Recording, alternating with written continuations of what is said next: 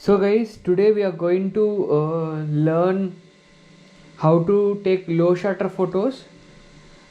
So uh, see, I just already took some photos. See, if you can see here, light is moving and I am standing still.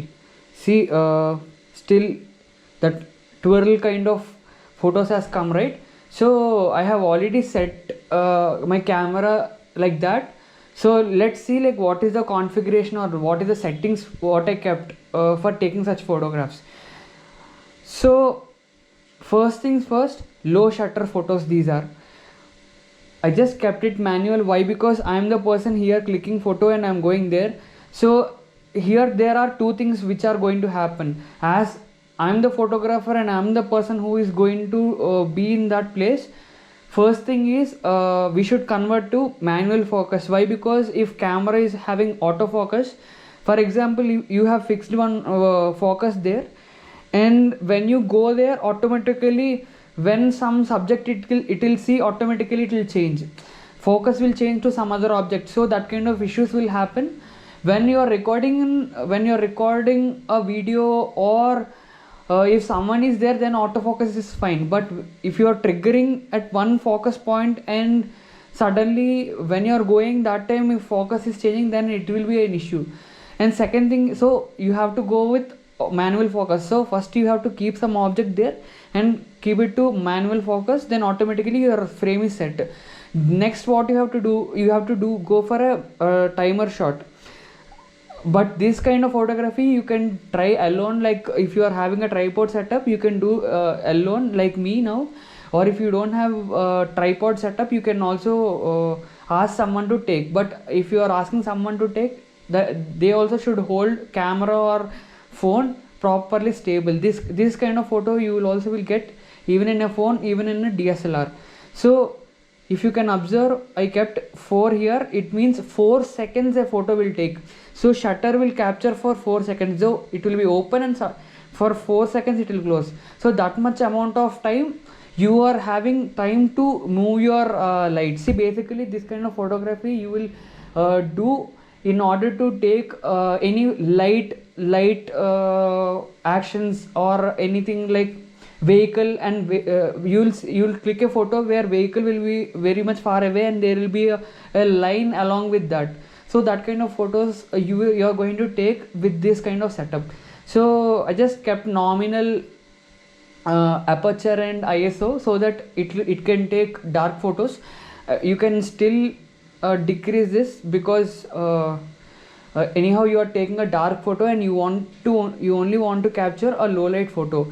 So as of now I don't have a proper torchlight or something. If you are having a proper torchlight or any laser kind of setup, then you can obviously use that. I'll just take my mobile right now to utilize as a light setup.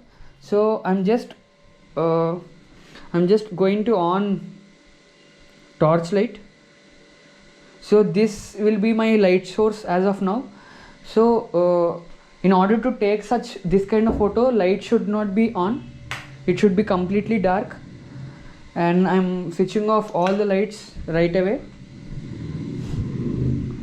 Just close this also, sorry for showing all this. Okay, so now setup is fine. What I'm doing is just clicking right away.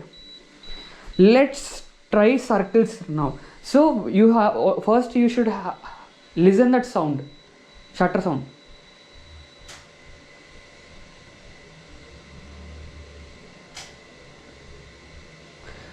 So let's see how is the output.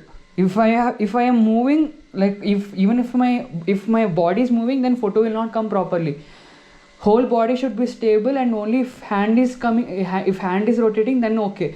Or second chance is if light is crossing my face, then also it may look odd. Let's see the output first. See, it's proper, but it's covering my face. Let's see another photo right now. Let's try some love shape or something like that.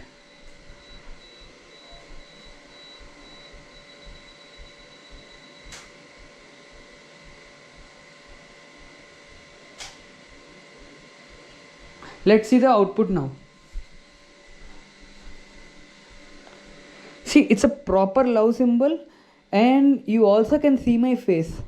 So this is how we are going to take low shutter photos when you are in some good place, and if you want to do this kind of experiments, it's a like awesome stuff you can do. Actually, I haven't filled it, but you can if you have if you can do within the time limit, obviously you can do. See, obviously if you are still doing like couple of times, obviously you can improve your timing.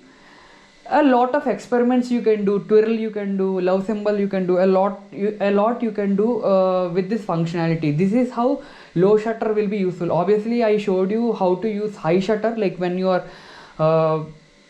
going to capture a fast moving object. So low shutter usage is this.